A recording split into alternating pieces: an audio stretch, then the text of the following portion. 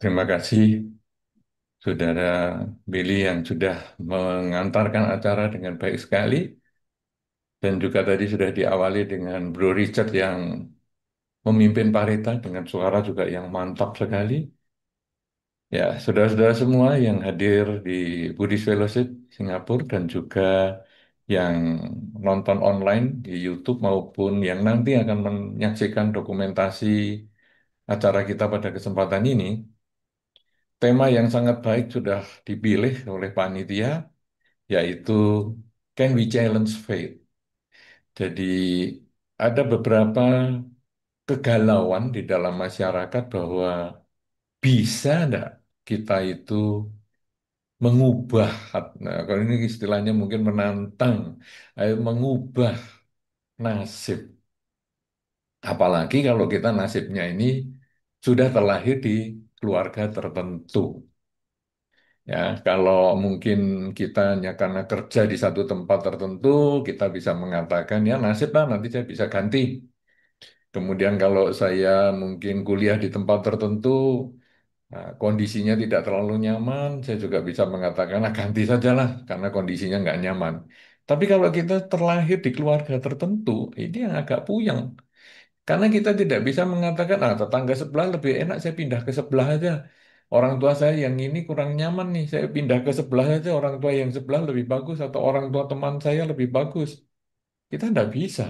Nah, kita bisa nggak ngubah nasib seperti ini kalau sudah terlanjur kita kelahiran di keluarga tertentu ini? Karena kita waktu dilahirkan tidak bisa memilih orang tua kita.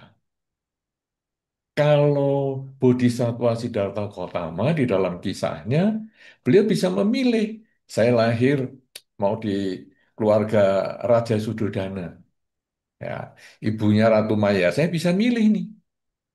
Tetapi kalau kita pada umumnya, tahu-tahu ya sudah ada di kandungan ibu kita yang ini. Tahu-tahu ya ayah kita ya itu, keluarga kita ya ini, kakak adik kita ya itu, sepupu kita ya ini. Jadi kita puyeng juga. Nah, kemudian di dalam Dhamma disampaikan bahwa ini sesungguhnya adalah memang bagian yang kita tidak bisa pilih karena ini adalah karma yang melahirkan kita. Karena satu dan lain hal kita itu terlahir di keluarga tersebut. Atau kalau mungkin kita membahas contoh kita ya, karena satu dan lain hal kita itu terlahir di keluarga kita itu. Mungkin ada kesamaan-kesamaan tertentu. Misalnya kesamaan watak misalnya. Jadi saya dari kehidupan yang sebelumnya memang pemarah sekali, maka saya bisa lahir di lingkungan yang memang keluarganya pemarah. Saya adalah orang yang di kehidupan sebelumnya itu penuh welas asih, kasih sayang, maka saya akhirnya lahir juga di keluarga yang penuh welas asih, kasih sayang, sehingga dari kecil saya juga dididik untuk menyayangi makhluk lain. Nah, itu apa? Karena karma lampaunya. Jadi kita memang sudah terlahir di lingkungan tersebut karena akibat karma. Dan lebih luar biasa lagi, karma bukan hanya sekedar melahirkan, kalau istilahnya tadi kita sebut ini kita terlahir nggak bisa milih itu karena karma kita, kesamaan karma. Lebih luar biasa lagi, karma itu mendukung kelahiran kita. Jadi tadi kita sudah terlahir di orang tua tertentu, kakak adik tertentu, lingkungan tertentu, ini didukung lagi. Yang baik didukung tambah baik, yang buruk didukung juga untuk tambah tidak baik. Misalnya apa ini? Misalnya saya di kehidupan sebelumnya penuh welas asih, cinta kasih tadi. Kemudian saya bisa lahir di lingkungan keluarga yang memang penuh welas asih dari kecil. Sehingga saya dari kecil itu dididik untuk menolong makhluk lain yang menderita, jangan membunuh. Jadi dari kecil sudah dikondisikan menjadi lebih baik, tambah baik. Sebaliknya, saya yang dari kehidupan sebelumnya mungkin pemarah, jahat, lahir di keluarga yang pemarah juga, jahat juga, tetapi lebih dikondisikan lagi. Misalnya, lingkungan saya juga lingkungan yang pemarah-pemarah bahkan pemabuan. Sehingga kalau sudah mabuk, marah-marah, lebih parah daripada keluarga saya yang lain. Nah, jadi selain ada karma yang melahirkan, mengkondisikan kita lahir di keluarga tertentu, ada juga yang menambah. Yang baik ditambah, yang buruk juga ditambah. Karena itu ada orang mengatakan, wah, orang itu enak sekali ya.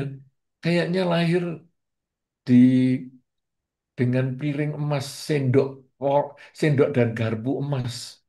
Waduh, sudah begitu ganteng lagi, cantik lagi. Wah, luar biasa. Nah, jadi dia lahir dengan sendok garpu yang emas itu berarti dia lahir dalam kondisi keluarga yang kaya raya. Nggak bisa milih itu. Kemudian ganteng dan cantik ini berarti ada karma yang menambah lagi. Sudah ganteng, cantik, kaya raya. Sebaliknya yang itu kasihan ya. Lahir aja seperti nggak punya sendok, nggak punya piring. Jadi hidupnya itu menderita. Mungkin katakanlah secara ekonomi menderita. Sudah gitu, wajahnya yang nggak ganteng-ganteng banget. Nggak cantik-cantik banget. Malah kayaknya ada kekurangan juga. Dia punya kebutuhan khusus. Wah, jadi ini menambah lagi yang sudah buruk ditambah lagi sampai kita ngomong, kasihan ya, kasihan dia penderitaannya. Nah, tetapi itu kita tidak bisa mengatakan, ya sudahlah memang nasibnya seperti itu. Can we challenge fate? Gak bisa lah, ini sudah lahirnya begitu, sudah lagi fisiknya tambah seperti itu. Ternyata di dalam pemahaman tentang karma yang ada di dalam Dhamma, kita tidak berhenti sampai di dua hal itu saja. Ada karma yang memperbaiki atau yang mengurangi karma yang sedang jalan tadi. Jadi kalau tadi yang bagus, lahir di keluarga kaya, ganteng, cantik, ditambah lagi lingkungannya juga bagus misalnya. Tapi ada nanti yang mengurangi kebagusan semua ini. Sebaliknya tadi yang lahir di keluarga yang tidak mampu, fisiknya juga kurang kurang bagus, punya kebutuhan khusus misalnya. Ini juga nanti ada karma yang bisa mengurangi kesulitan itu. Jadi sudah naik-naik banget, tapi bisa diturunkan. Yang turun sampai rendah, nanti bisa naik. Nah, jenis yang ketiga ini, itu betul-betul tergantung pada diri sendiri. Kalau yang pertama kita nggak bisa milih. Saya milih orang tua ini nggak bisa, saya milih yang kaya nggak bisa, saya milih orang tua yang ganteng, pintar nggak bisa. Ya sudah seadanya ini. Keluarga saya juga nggak bisa milih ini keluarga ini ya seadanya itu. Kemudian lingkungan tertentu saya juga nggak bisa milih. Itu yang mendukung tadi. Ya, saya sudah nggak bisa milih lagi. Tapi jenis yang ketiga, itu pilihan saya. Saya mau terus bahagia dengan kekayaan saya, dengan fisik saya yang bagus, dengan lingkungan saya yang bagus. Saya ingin terus bahagia, atau saya malah melakukan kesalahan sehingga berpotensi untuk jatuh. Saya yang sedang menderita, keluarga saya juga memang tidak mampu-mampu banget, fisik saya juga punya kelemahan. Apakah saya akan mendiamkan itu sehingga saya makin tenggelam, atau saya justru akan punya sikap challenge the fate untuk meningkatkan nasib kita menjadi lebih baik. Nah, inilah yang ketiga, yaitu perbuatan kita.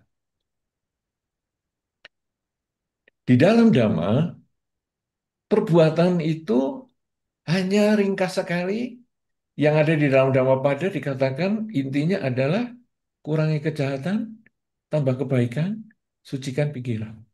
Sudah itu saja yang dikerjakan. Kurangi kejahatan. Kita sebetulnya pada dasarnya itu tahu yang disebut kejahatan.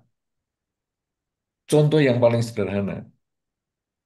Anda tertarik dengan HP teman Anda. Kemudian Anda mau ambil HP teman Anda itu, mau bawa pulang maksudnya. Anda tahu itu perbuatan tidak benar. Maka untuk melakukan itu, Anda menoleh ke kanan dan menoleh ke kiri dulu. Kira-kira ada orang nggak? Kalau ada orang, saya nggak berani ambil tuh. Oh, nggak ada orang, ambil. Jadi kita tahu itu perbuatan tidak baik. Kemudian, itu yang lebih sederhana lagi adalah kata-kata. Kalau kita kata-katanya itu tidak baik, jelek, dan lain sebagainya, itu kalau ngomong biasanya pelan. Sini-sini saya kasih tahu. Pelan. Kenapa? Karena kita tahu tidak baik. Mungkin menjelekkan orang. Sudah bisiki. Dia itu ya jahat gini-gini. Itu kita pelan. Tapi kalau kita melakukan perbuatan baik, tidak perlu noleh kanan, noleh kiri, kita langsung berbuat baik.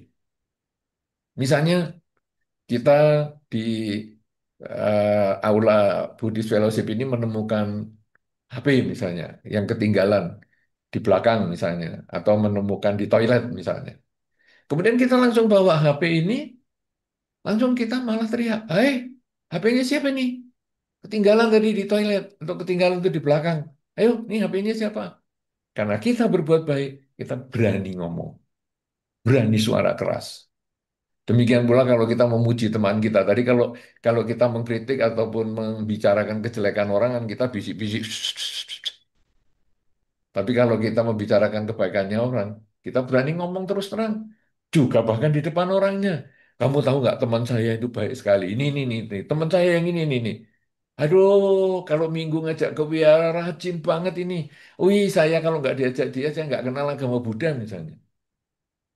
Kita dengan keras suara lantang, kita bisa memuji orang. Karena kita mengucapkan yang baik. Jadi, dalam diri kita sebetulnya kita tahu itu perbuatan baik, maka kita bisa menyuarakan dengan keras dan melakukan dengan tanpa ragu. Tapi kalau kita tahu itu perbuatan buruk, tidak berani bersuara keras, tidak berani melakukan dengan terus terang. Jadi kita tahu ukuran baik dan buruk itu. Maka yang tadi dibacakan yang dipimpin oleh Bro Richard tadi adalah Pancasila Buddhis. Sebetulnya itu standar dasar. Tidak membunuh, tidak mencuri, tidak berzina, tidak bohong, dan tidak mabuk-mabukan itu. Karena kalau kita melakukan itu, biasanya pasti kita itu noleh kanan, noleh kiri. Apalagi hanya sekedar tempuk tangan nyamuk saja. Mungkin di Dhamma Hall itu Anda harus toleh kanan kiri dulu. Ada orang nggak? Kalau nggak ada orang, baru nepuk nyamuk. Tapi kalau melepas nyamuk, kita santai aja. Lepaskan, nggak perlu toleh kanan dan toleh kiri. Nah, saudara-saudara, ini sebetulnya kurangi kejahatan, tambah kebaikan. Berarti kita sudah tahu yang baik dan tambah yang buruk, kita lakukan yang baik terus. Yang baik lewat pikiran, yang baik lewat ucapan, yang baik lewat perilaku. Kita tahu itu langsung lakukan. Jangan ditunda, karena umur itu tidak pasti. Hidup itu pasti. Saat ini kita hidup. Tapi apakah bisa sampai sore nanti? Hidup. Belum tentu. Di dalam Dhamma disampaikan, orang yang bisa melihat matahari pagi, belum tentu dia bisa melihat matahari tenggelam. Orang yang melihat matahari tenggelam hari ini, belum tentu besok bisa melihat matahari terbit. Karena hidup ini pasti, tapi hidup itu tidak pasti. Kematian itu yang pasti. Saat ini saya hidup, pasti hidup. Tapi sampai kapan saya hidup, saya nggak tahu. Jadi hidupnya sendiri tidak pasti. Kematian itu yang datang, itu pasti. Nah, jadi kita kurangi kejahatan.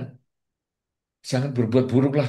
Nanti daripada kalau nanti sore saya mati kan saya nambahi karma buruk. Sudah, kita perbuat baik saja. Terus-terusan. Dengan pikiran, dengan ucapan, dan dengan perilaku. Sehingga kalau nanti sore mati atau besok pagi mati, saya sudah siap melakukan yang terbaik. Nah, kurangi kejahatan tambah kebaikan. Sucikan pikiran. Kita ngurangi kejahatan tambah kebaikan itu kalau hanya ucapan dan perilaku itu mudah. Karena asal kumpul dengan orang, Anda kumpul aja di Dhamma Hall ini. Maka omongan Anda yang jelek-jelek mungkin bisa berkurang karena Anda tahu itu omongan jelek. Anda omongan baik-baik, Anda bisa lakukan itu karena Anda tahu itu perbuatan baik. Perilaku juga gitu. Karena perilaku buruk, maka Anda ketika kumpul dengan teman, Anda tidak berani melakukan. perilaku baik dengan teman, maka akhirnya Anda bisa lakukan dengan bebas, dengan terbuka. Jadi ucapan kita mudah mengendalikan supaya melakukan yang baik, mengucapkan yang baik. Perilaku kita bisa mengendalikan asal mau usaha untuk melakukan yang baik. Tapi pikiran ini susah. Kita bisa tersenyum walaupun pikiran mengatakan, sebetulnya kamu ini menjengkelkan, tapi sudahlah, saya masih membutuhkan kamu bersenyum. Perilaku juga gitu, padahal kita melakukan kebaikan. Tapi kadang pikiran kita jelek. Ini kalau nggak ada orang, saya juga nggak mau bantu-bantu dia. Tapi ya sudahlah, banyak orang, kita bantu aja. Jadi sebetulnya kita tahu itu perbuatan baik dan buruk di dalam pikiran, tapi bisa dilakukan yang berbeda. Nah, tadi kita kurangi kejahatan tambah kebaikan. Ternyata yang ketiga ini adalah sucikan pikiran. Jadi kita melakukan kebajikan itu dengan tulus. Jadi pikiran ini harus dengan pikiran yang baik dan hindari pikiran-pikiran buruk. Kita sadari kalau pikiran buruk itu muncul dan kita mengganti pikiran buruk itu dengan kalimat semoga semua makhluk berbahagia. Semoga semua makhluk bahagia. Semoga semua makhluk bahagia. Sering-sering kita mengucapkan itu sehingga pikiran buruk itu bisa kita usir dari diri kita. Dan kalau pikiran buruk ini bisa kita usir dari diri kita, sampai akhirnya kita ditanya, kapan ya kamu terakhir punya pikiran buruk? Kapan ya? Saya lupa ya. Mungkin dulu sebelum pandemi atau apa, saya pernah punya pikiran buruk, tapi akhirnya nggak mikir yang begitu. Nah, itu berarti pikiran baik sudah muncul. Nah, kalau ucapan baik, perilaku baik, dan pikiran baik, maka orang yang tadi terlahir di keluarga yang kaya raya, fisiknya bagus, ganteng, cantik misalnya, kemudian lingkungannya juga bagus, terus dia banyak berbuat baik dengan pikiran, ucapan, dan perbuatan, maka dia akan bertambah bahagia hidupnya. Jadi, tema kita misalnya, can we challenge faith? Faith itu tidak harus yang negatif loh. Kalau sekarang challenge faith-nya tapi faith yang baik ini masa kita mau challenge supaya jadi buruk? Kan tidak. Faith itu bisa berarti juga yang positif. Nah, jadi kalau gitu kita justru yang nasib yang baik ini harus kita tingkatkan supaya menjadi lebih baik. Nah, kalau nasib buruk, can we challenge faith? Betul. Jadi akhirnya sekarang gimana nih kita memperbaiki yang buruk tadi? Karena kita sudah lahir di keluarga yang memang kurang mampu, fisik saya juga lemah, kemudian lingkungan saya juga tidak baik. Tetap kita harus berbuat baik dengan pikiran kita, dengan ucapan kita, dengan perilaku kita.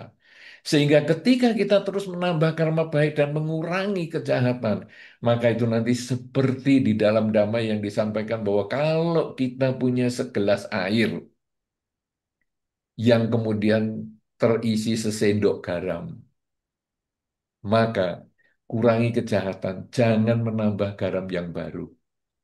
Tambah kebaikan, tambahlah air.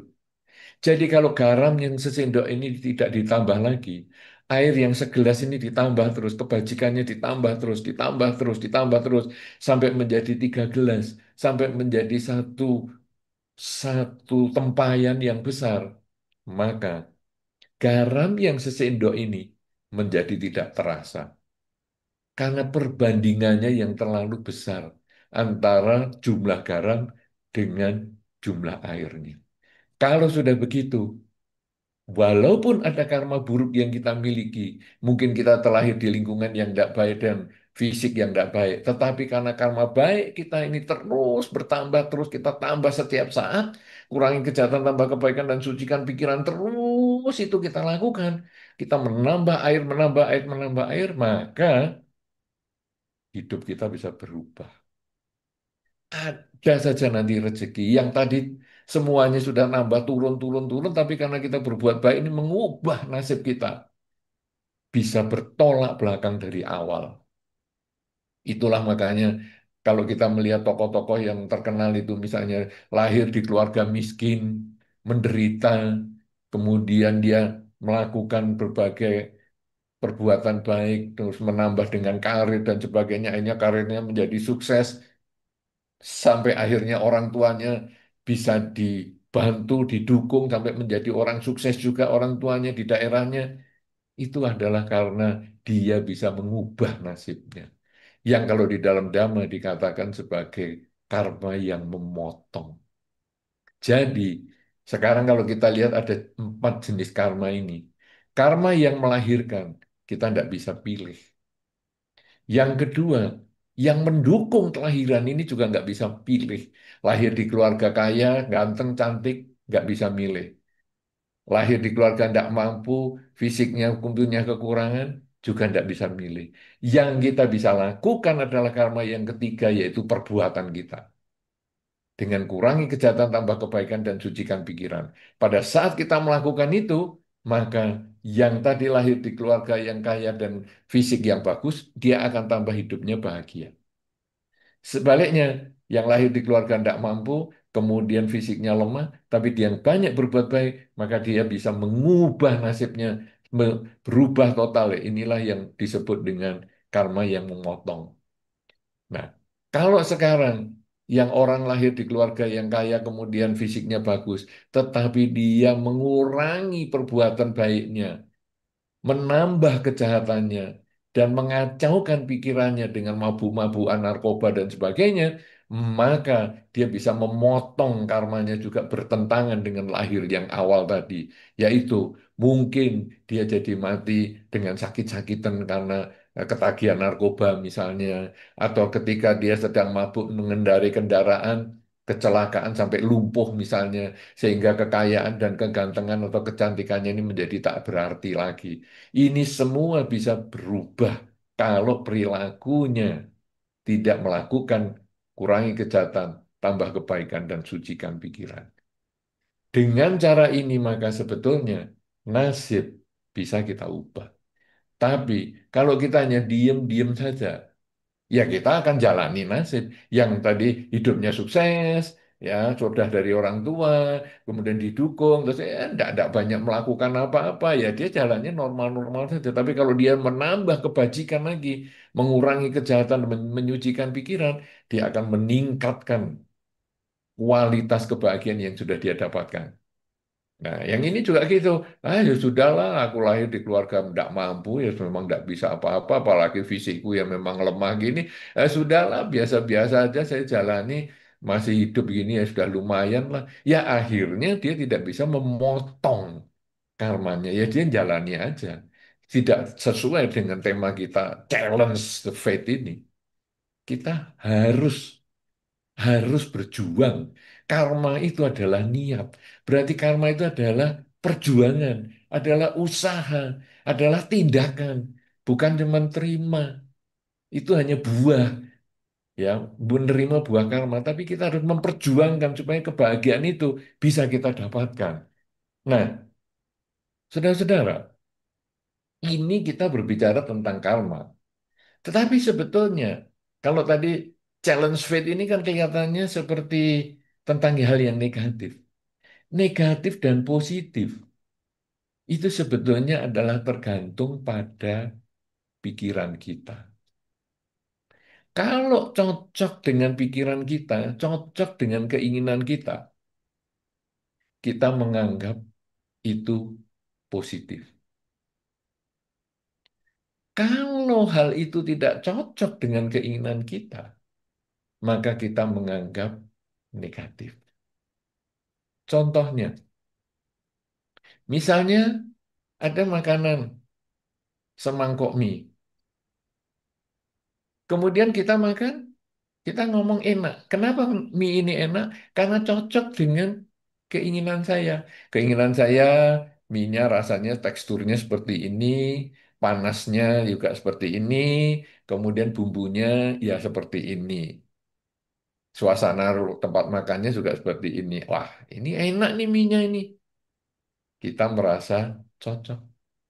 Tapi orang lain mengatakan di sebelah kita yang makan juga yang sama mie-nya. Enak ini, apa ini teksturnya terlalu kenyal ini, bumbunya nggak nendang sama sekali, nggak ada rasa ini, ya panasnya juga. kurang panas ini kalau menurut saya ini seperti mie yang sudah dari tadi pagi misalnya. Jadi mie yang sama untuk seseorang yang cocok, dia mengatakan bagus, baik, enak. Mie yang sama untuk orang yang tidak sesuai keinginannya, dia mengatakan nggak enak. Jadi, dari contoh mie ini, kalau kita bercerita tentang nasib, ini juga sama. Wah, nasib baik. Kadang-kadang kita menyoroti orang dengan ngomong nasib baik. Si A ini nasibnya baik sekali. Tapi si A ditanya, aduh hidupku itu menderita banget. Sakit-sakitan aku ini sebetulnya. Kita memandang dari sudut yang berbeda. Dia kalau orang kaya mobilnya bagus ini bahagia ya. Dia nggak merasa itu. Dia merasa saya sakit-sakitan. Nggak enak. Sebaliknya kita juga melihat orang lain. Kasihan tuh hidupnya menderita. Dia mengatakan, enggak. Saya happy kok. Rumah tangga saya bahagia. Jadi sebetulnya nasib itu juga tergantung pola pikir. Kita tidak bisa mengatakan bahwa nasib baik, nasib buruk itu hal yang objektif. Nasib baik dan nasib buruk itu sebetulnya hal yang subjektif.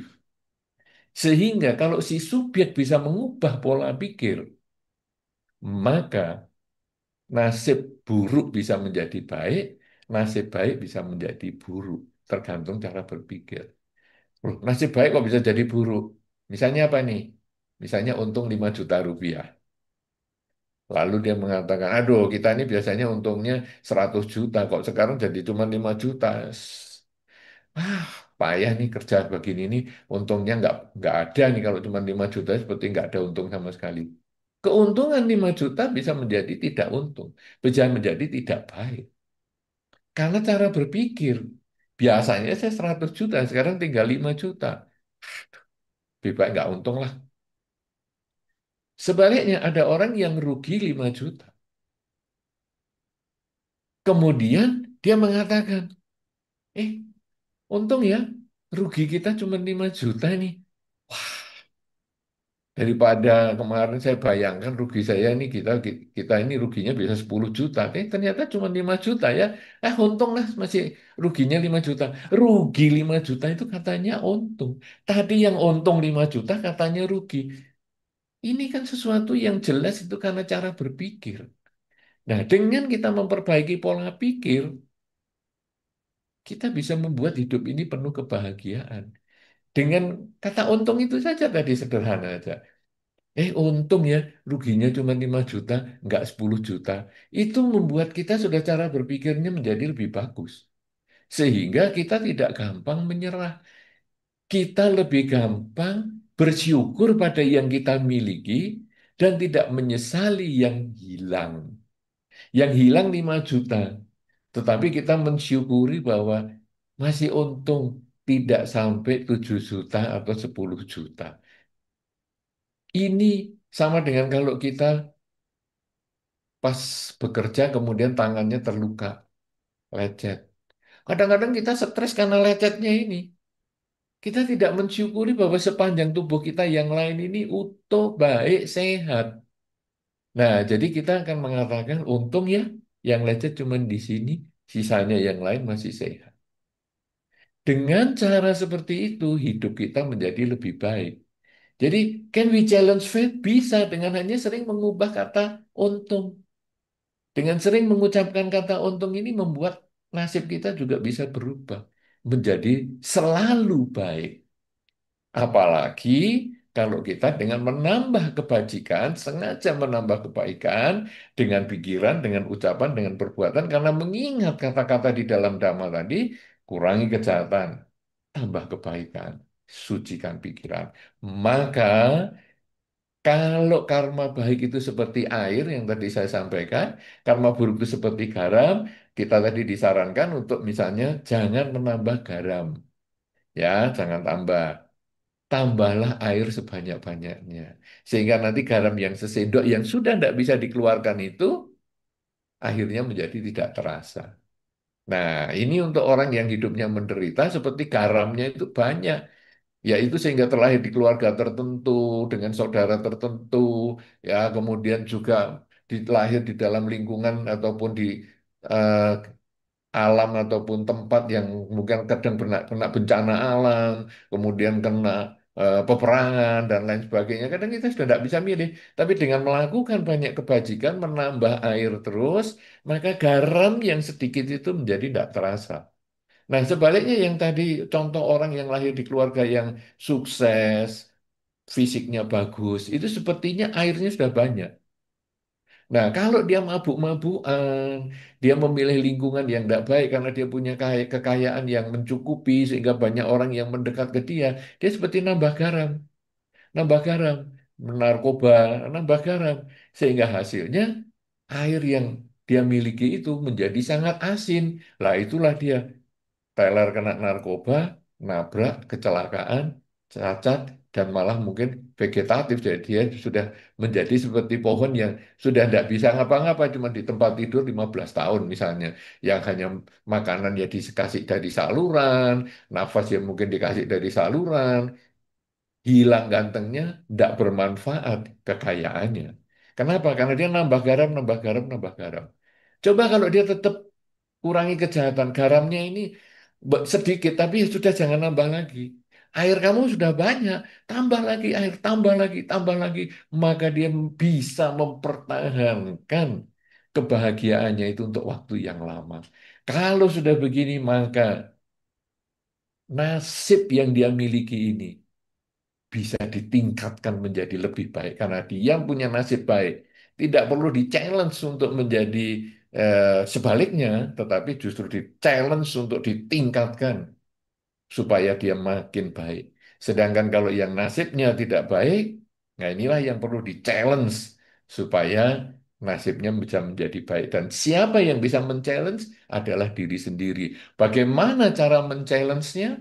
Bagaimana cara mengubahnya? Menantang nasib ini adalah dengan satu prinsip saja, mengurangi kejahatan, menambah kebaikan, dan menyucikan pikiran. Karena pada dasarnya kita tahu hal yang buruk dan kita tahu hal yang baik. Karena kalau kita mau melakukan, pasti kalau yang buruk terutama kita selalu mencari aman supaya nama baik kita tidak tercemar dengan menengok kanan dan kiri. Kalau sudah tahu ukurannya seperti itu, apalagi sudah dijelaskan tadi di dalam pembacaan sila, tidak membunuh, mencuri, berzina, bohong, dan mabuk-mabukan, maka itu dilakukan di dalam kehidupan sehari-hari, maka apapun nasib hidup kita pada saat ini, kalau yang baik akan bertambah baik. Sedangkan kalau yang buruk akan berubah pada waktunya menjadi lebih baik. Can we challenge faith? Jelas bisa. Kalau yang baik kita tambah menjadi lebih baik, yang buruk juga kita bisa perbaiki agar menjadi lebih baik, tambah baik untuk waktu-waktu mendatang di kehidupan ini maupun di kehidupan-kehidupan yang selanjutnya. Saya kira ini yang bisa saya sampaikan sebagai pengantar tema kita yang sangat bagus ini. Mudah-mudahan nanti di dalam diskusi kita bisa melakukan pendalaman sehingga tema kita ini bisa menambah semangat kita untuk menambah kebajikan, mengurangi kejahatan dan menyucikan pikiran yaitu menjaga kesadaran setiap saat ya selalu mengucap dalam batin saat ini sedang apa ataupun semoga semua makhluk bahagia sehingga hasilnya kita nanti pun akan memperoleh kebahagiaan. Saya kira demikian, saya kembalikan kepada Saudara Willy. Terima kasih. Ya, terima kasih Bante atas uraian damanya. Sangat menarik karena tadi saya sempat tidak berpikir kalau sudah baik, kita tingkatkan lebih baik lagi. Karena kayak kita lebih mikir kalau lagi buruk, ya kita ubah menjadi baik. Kalau sudah baik, ya sudah di situ aja mungkin. Ya ternyata ini suatu sudut pandang yang menarik. Ya, mungkin kita bisa mulai sesi Q&A pada siang hari ini. Jadi sekali lagi saya jelaskan untuk teman-teman yang ada di Dhamma Hall, jika mau bertanya nanti tinggal angkat tangan saja ya. Kalau ada yang online, tinggal tinggalkan komen di YouTube. Dan mungkin saya mulaikan dulu dengan satu pertanyaan Bante, karena tadi kan Bante sudah mulai tentang menceritakan tentang ada karma yang lahir, karma mendukung, perbuatan baik, dan juga karma yang memutus. Nah, pertanyaan saya ini mungkin kalau karma saya analogikan sebagai sebuah buku tulis, Bante, buku tulis putih yang lalu ketimpa tinta. Jadi buku tulis putih itu ketimpa tinta, kan biasa tinta itu nembus ya, Bante. Nah, itu anggapnya mungkin eh, karma buruk, terus nembus beberapa lembar. Pertanyaan saya, Bante, kalau pakai analogi ini, kapan kita harus mulai melakukan perbuatan baik? Karena kan kita sekarang banyak kan mikirnya kita mau usaha yang sedikit tapi hasilnya maksimal. Jadi bisa gak Bante kita skip to the good part gitu Bante. Jadi langsung di skip aja berapa lembar langsung mulai ke lembaran baru. Ataukah harus kita mulai sedikit demi sedikit? Bagaimana menurut pendapat Bante? Ya, ini pertanyaan yang menarik ya. Jadi, karma ini seperti buku, buku bersih, kemudian ketetesan tinta. Cuman kan tidak dibahas juga, tintanya ini berapa halaman ya yang kena. Kalau tintanya itu cuma halaman pertama dan sedikit ya, kita nggak usah pusing itu. Lakukan lagi yang belakang-belakangnya kita langsung tulisi semua.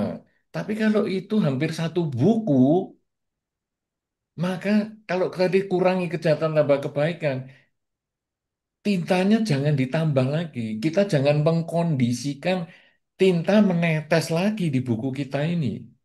Karena kalau sekarang di situ ada katakanlah tetesan tinta. Kemudian kita merasa, ih, buku saya kok ketetesan, kecipratan tinta ini.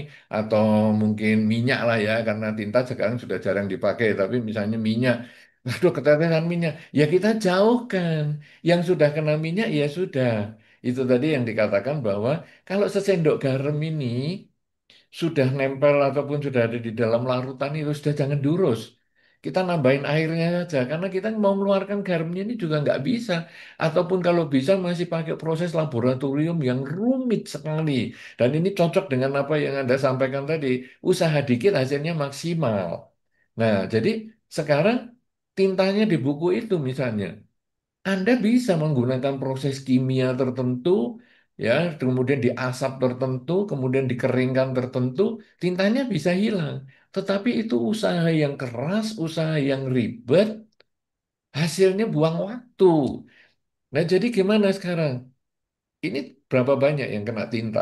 Ya sudah, kita abaikan yang kena tinta, jangan mengkondisikan kena tinta lagi, jadi berdekatan dengan sumber-sumber penderitaan itu tadi, yang buruk itu, kemudian kita mulai menggunakan yang baik. Dan kemudian mungkin kita ada usaha untuk menambah lembar-lembaran buku kita yang lain, supaya yang putih ini menjadi lebih banyak. Yang sudah ada tintanya ya sudah. Ibaratnya tadi luka ya, ya sudah, kita jangan ngurusi lukanya ini terus disesali sampai 2 minggu malah bikin trauma kita tidak berani memasak karena takut luka dan sebagainya tidak ada gunanya.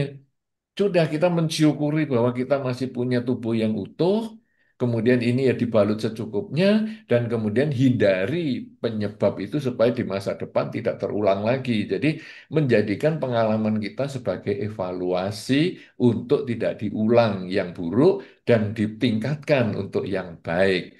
Nah, jadi sekarang hasil yang hasil yang banyak dengan usaha yang sedikit ini maksudnya apa? Tinggal kita melihat seberapa banyak tinta itu masih ada. Dan kemudian yang ternoda itu, buku yang ternoda tinta itu seberapa banyak itu yang perlu dilihat dulu. Yaitu karma buruk kita ini sudah seberapa banyak. Dan kita harus bersyukur kita masih hidup. Bersyukur kita masih punya kesempatan untuk berbuat baik dengan pikiran, ucapan, dan perilaku. Walaupun mungkin saya terlahir di keluarga tertentu yang kurang bahagia, walaupun saya punya kekurangan fisik, walaupun saya punya lingkungan yang kurang baik, tapi saya harus tetap punya pikiran baik, ucapan baik, dan perbuatan baik karena saya bisa untuk mengurangi ketamaan, kebencian, kegelapan batin, dan lain sebagainya. Kita kemudian terus berusaha berbuat baik, maka buku kita ini, walaupun mungkin lembarannya tinggal sedikit, tapi yang kita tulisi bisa banyak karena kita membuat tulisan yang lebih rapi. Kita tidak perlu mikirkan tadi lembaran-lembaran awal yang kena tinta itu, atau mungkin mungkin di satu lembar ini di tengah ini ada tintanya, ya kita tulis dengan pelan-pelan semuanya yang di lembar-lembar yang tidak ada tintanya. Sehingga di tengah kita memetik karma buruk tintanya tadi, kita masih tetap melakukan yang baik. Jangan malah, ya ini tintanya kok kena di tengah ya. Sudahlah sekalian yang lain dikasih tinta. Itu artinya bahwa hidupku kok buruk ya. Kebaikanku kok cuma sedikit, karma baikku kok sedikit. Ya sudahlah aku berbuat jahat dan jalan, terus menambah kejahatan, terus melanggar sila saja, biar seluruh lembar ini buruk semua, kena tinta semua. Enggak. Walaupun tintanya sebesar apapun juga di halaman kita, kita menulisnya pelan-pelan, sehingga di tengah penderitaan kita, kita masih punya kesempatan berbuat baik. Karena kebajikan itulah yang akan mengubah nasib kita. Begitu apakah Saudara Willy sudah bisa memahami? Sudah Bante. Baik, terima kasih Bante. Ya, mungkin saya coba lihat di Tamahal ada yang mau bertanya? Belum? Kalau belum, saya lanjutkan dari pertanyaan yang kami terima dari YouTube, Bante. Saya bacakan pertanyaannya. Nama saya Nyana Susilayani. Mohon izin bertanya, dalam konsep hipnoterapi dipercayai adanya warisan karma leluhur. Bagaimana pendapat Buddhis mengenai hal ini? Ada umat Buddha yang ikut retret tempat tertentu. Di sana sewaktu interview ditanya terus apakah dapat nimita. Dia hanya jawab, gak ada. Karena ini, dia merasa dirinya takdir, gak bisa meditasi. Akhirnya depresi dan bilang, ya sudah, saya sudah fate-nya, takdirnya gak bisa meditasi. Bagaimanakah menghilangkan kesedihan orang yang demikian? Orangnya itu sampai stres, sampai tidak mau meditasi, dan hanya mau berdana.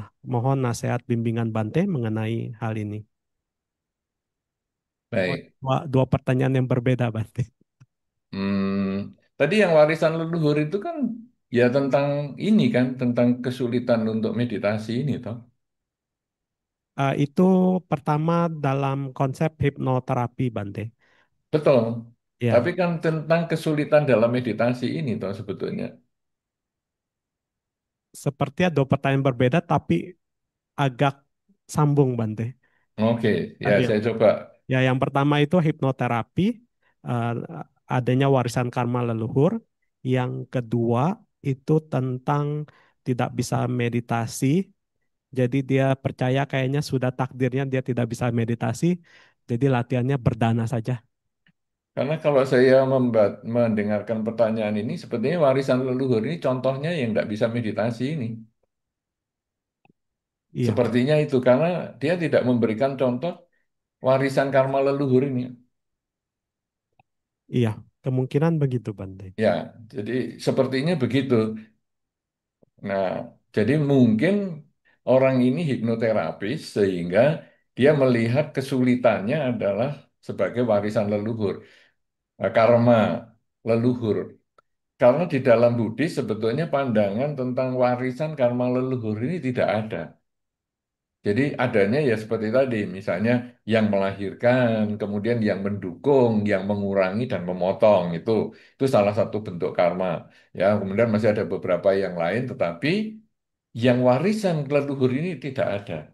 Nah, kalau seandainya ini dicontohkan dengan kesulitan di dalam meditasi, ya, karena dia kemudian dia mengatakan, "Nah, sudahlah ini takdir saya." Nah, takdir ini saya membacanya itu sebagai warisan dari leluhur, berarti dia menganggap ini adalah karma lampau saya.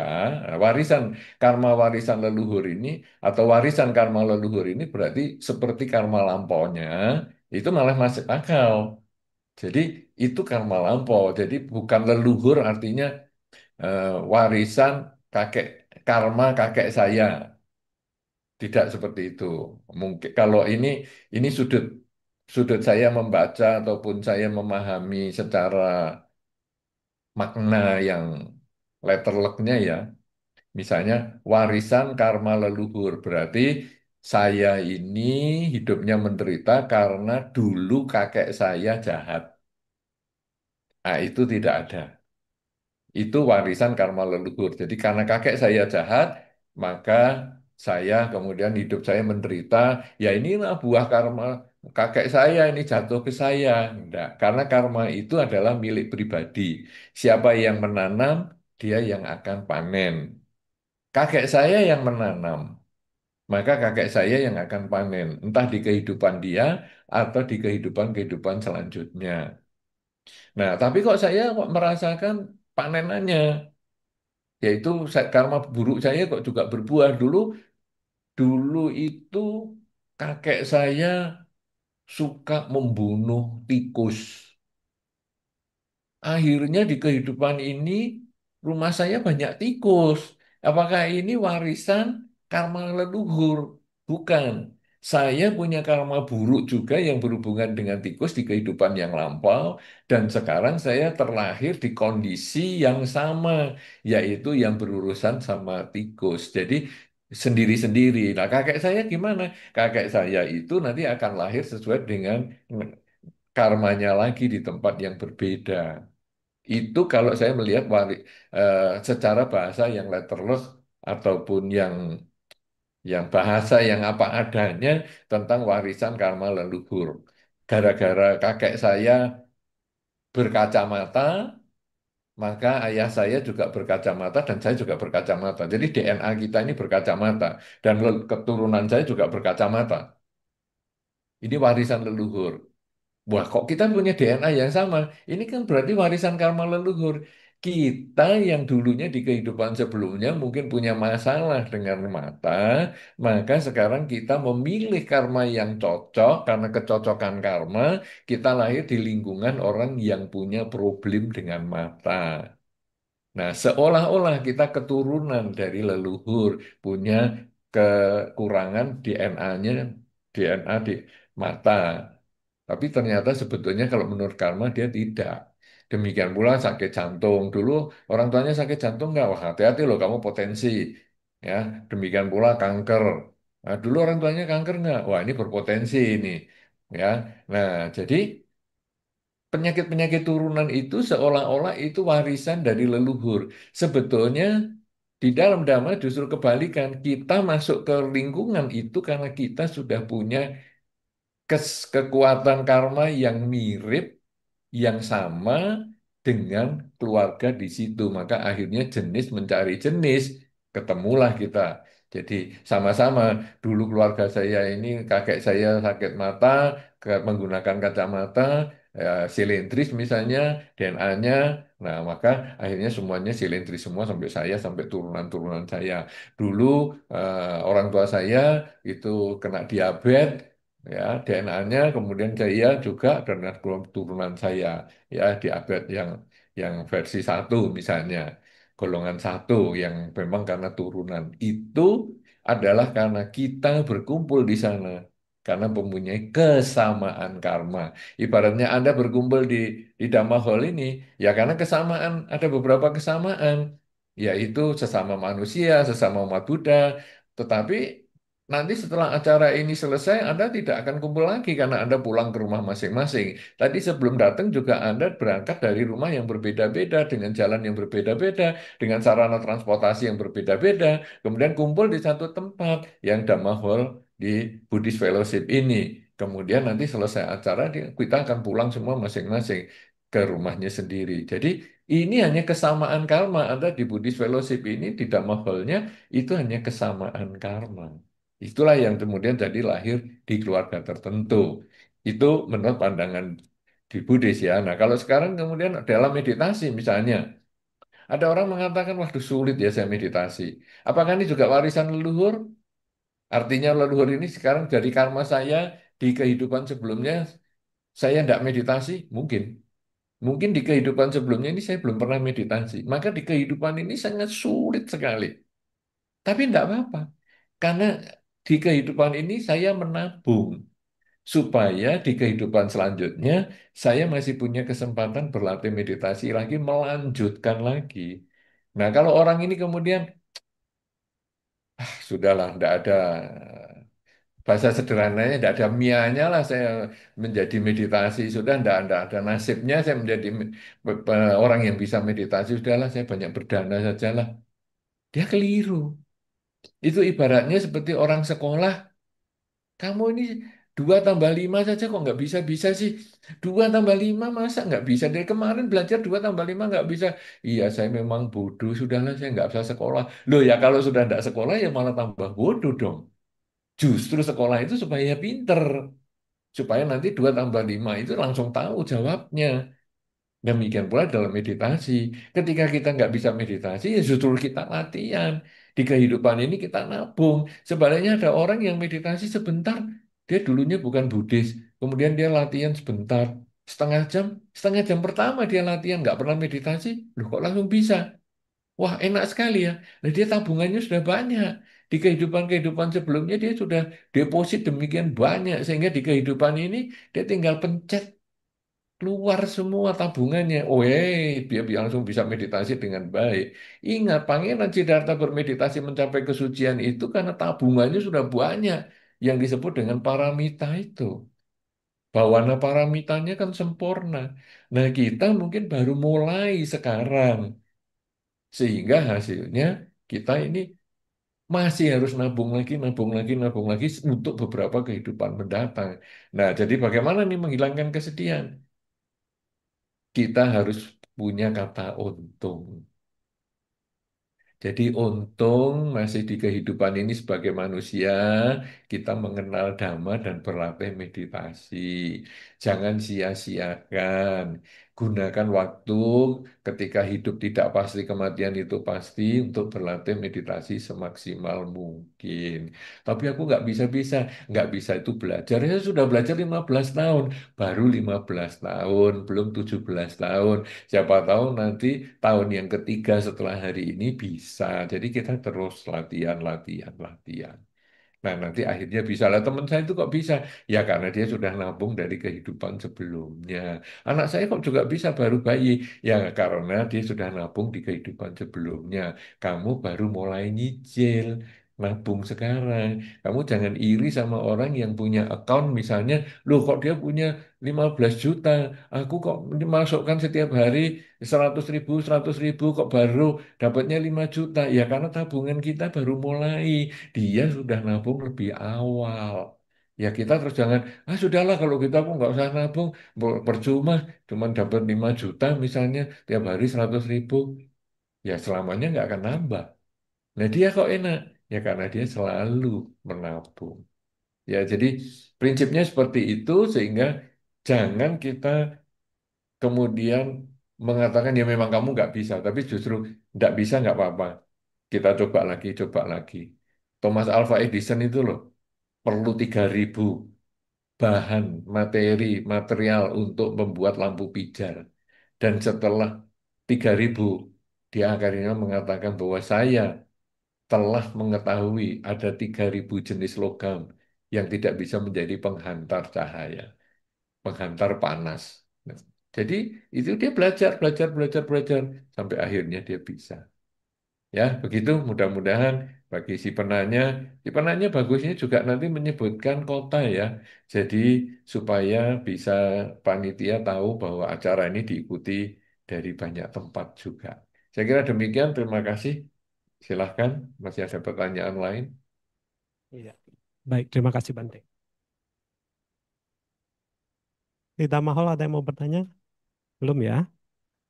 Oh, tunggu. Ya, Bante ada pertanyaan dari Damahal Bante. Hmm.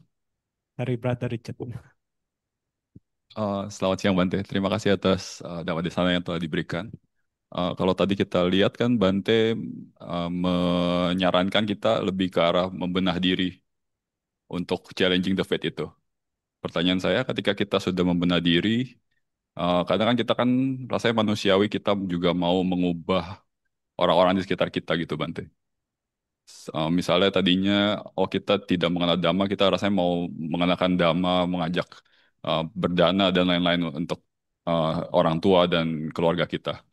Tapi di satu sisi kan kita melihat bahwa rasanya susah mengubah orang lain itu, Bante. Jadi nasihat Bante seperti apa, Bante? Terima kasih. Baik. memang benar kita harus mengubah diri. Itu betul ya. Jadi kita tidak bisa menggantungkan orang lain supaya kita nasibnya jadi baik. Tidak bisa. Kita harus memperbaiki diri, mengurangi kejahatan, menambah kebaikan, menyucikan pikiran, baru kita bisa hidupnya bahagia. Nah, tentu hal ini juga kita pengen kasihkan ke orang lain. Ibaratnya kita punya makanan yang enak, masa teman kita nggak kita bagi, masa keluarga kita nggak kita bagi, kan namanya makanan enak. Itu makanan aja kita begitu kan. Apalagi sesuatu yang lebih bersifat mental ya, jadi spiritual. Sehingga ih, sayang banget nih kalau nggak dibagikan pengetahuan ini. Nah, Anda bagikan. Tapi sulit ya mengenalkan, memang sulit. Itu seperti gelas yang kalau tertutup. Kadang-kadang sulit sekali mau diisi air, padahal gelasnya kosong ya. Tertutupnya diisi air, bahkan diletakkan di bawah air terjun aja, nggak ada airnya di dalam sini. Tapi begitu dia mau buka, keluar kesempatan untuk mendapatkan air. Nah, jadi sekarang bagaimana ini? Karena kita memang sulit untuk mengenalkan kepada orang lain. Kita hanya mengkondisikan aja. Seperti misalnya acara ini di live streaming kan di YouTube misalnya. Kenapa? Karena ada kemungkinan pada saat ini orang-orang ada yang sibuk sehingga dia tidak bisa datang ke Buddhist Fellowship. Itu bisa. Jadi dia ikutnya di rumah. Nah, kemudian ada juga yang hari ini dia ada kesibukan sehingga tidak bisa berada di tempat ataupun dia mengikuti secara live streaming. Itu juga ada karena kebetulan ada kesibukan yang lain. Tetapi dia nanti bisa mendengarkan rekamannya di kesempatan lain. Nanti malam mungkin dia santai sudah di rumah, dia putar hari ini.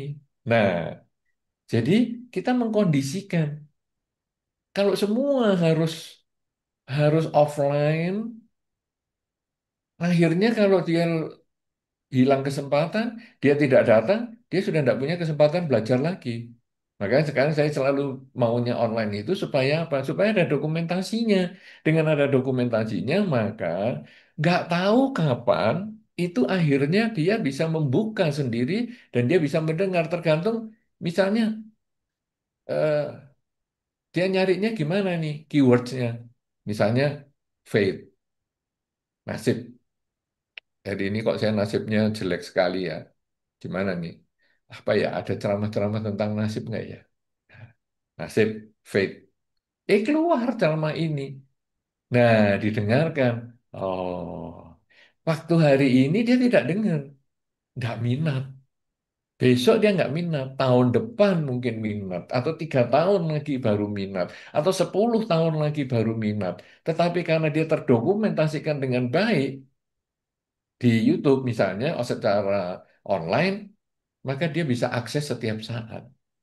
Jadi, keluarga Anda, teman Anda tetap harus berbagi kepada mereka tentang kebajikan ini, cara-cara berbuat baik ini. Kenapa? Karena kita adalah kalyana mita, teman yang baik. Teman yang baik itu apa?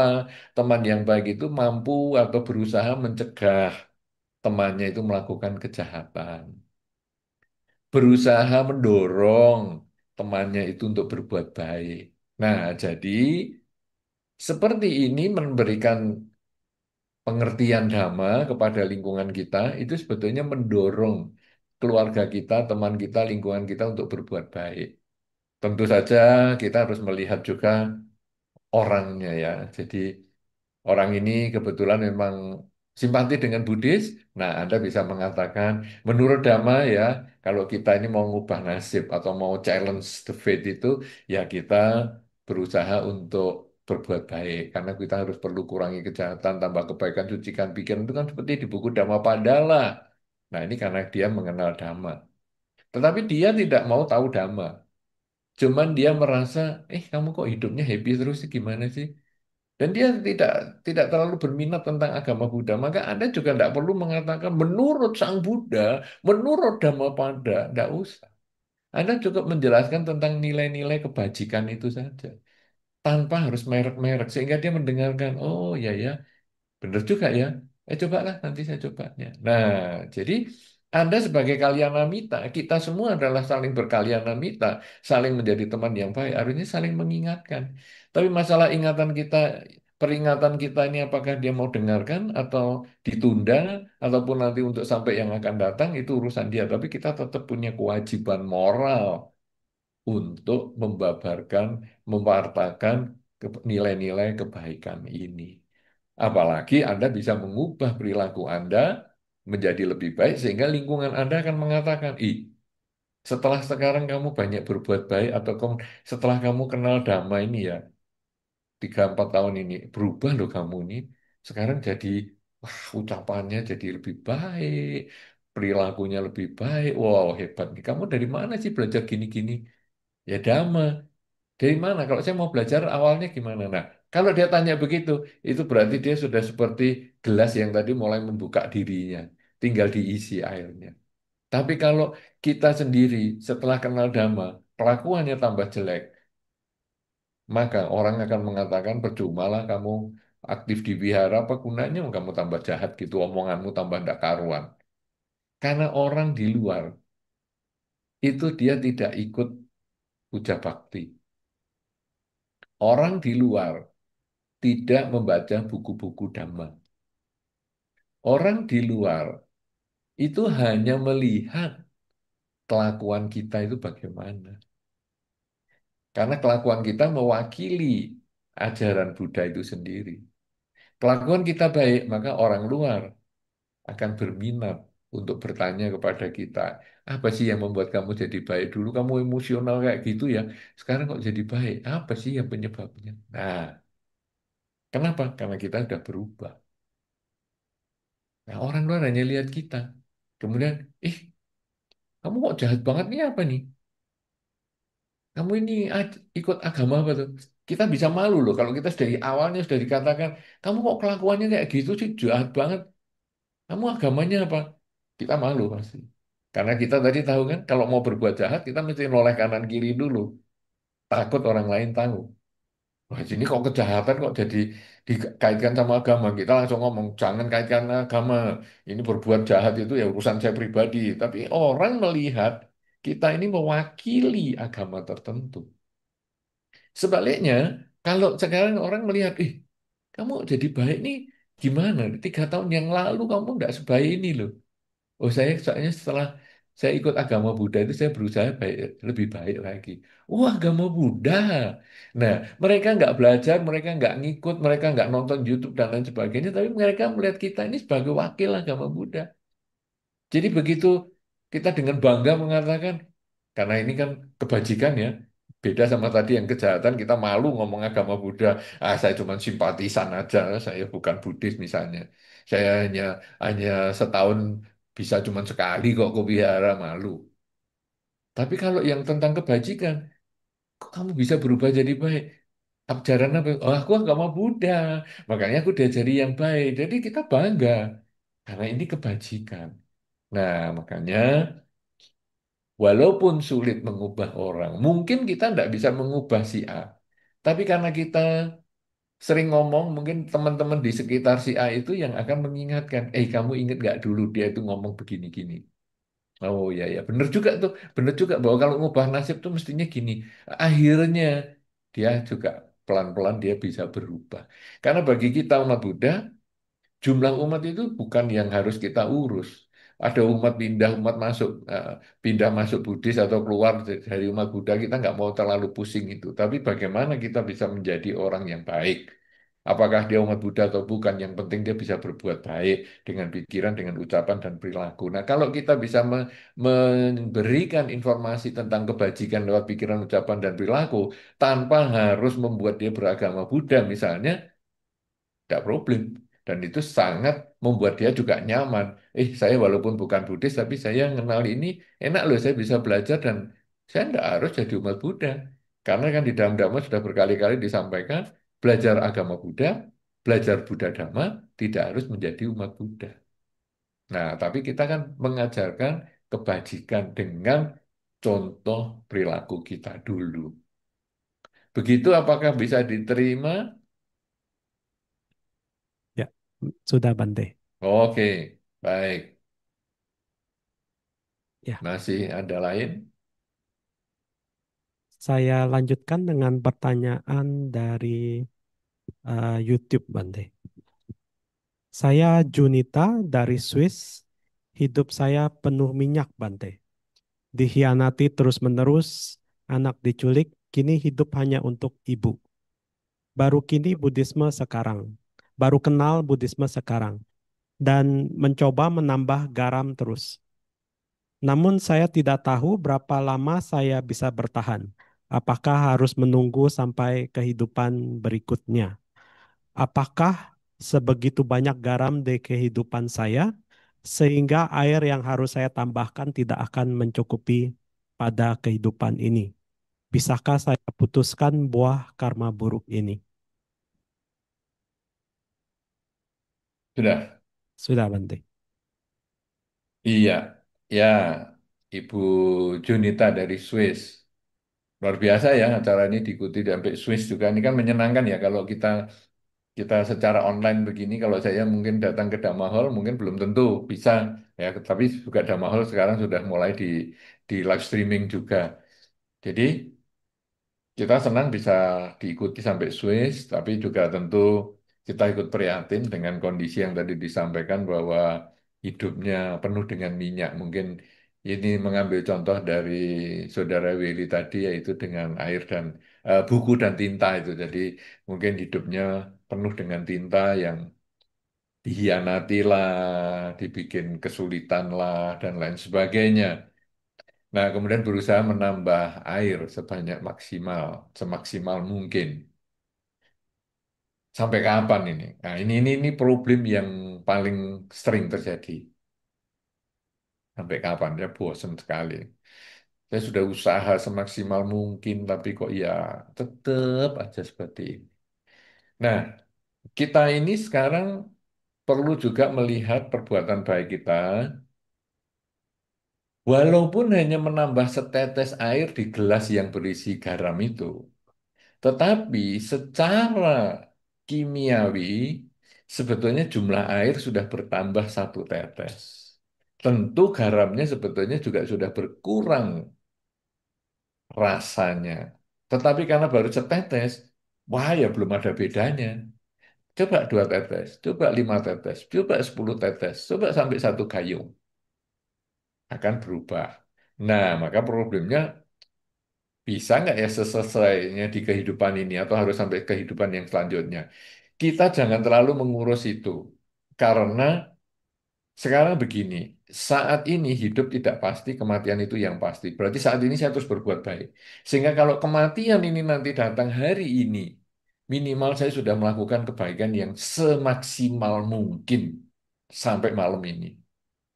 Tapi kalau hidup saya masih 50 tahun lagi, maka saya masih punya kesempatan yang lebih banyak lagi.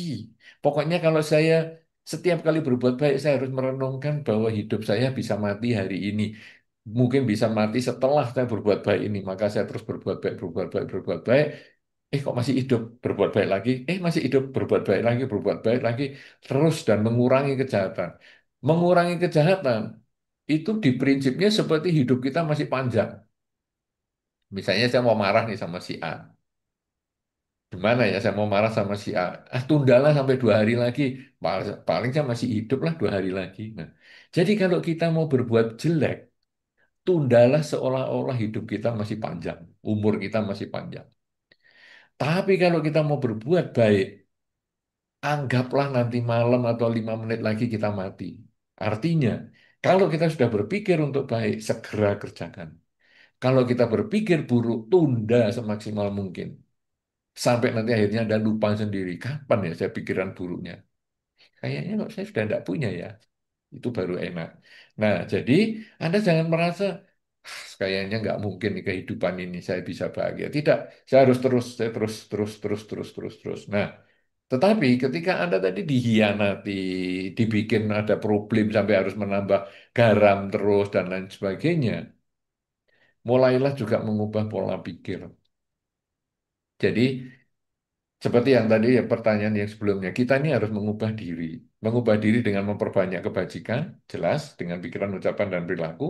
Tapi menyikapi orang-orang di sekitar kita, menyikapi situasi-situasi yang tidak menyenangkan itu, kita juga mengubah pola pikir dengan sering mengatakan untung. Tadi Anda sebetulnya sudah sepintas mengatakan untung saya sudah kenal agama Buddha sekarang. Jadi itu yang Anda harus kembangkan terus untung, untung.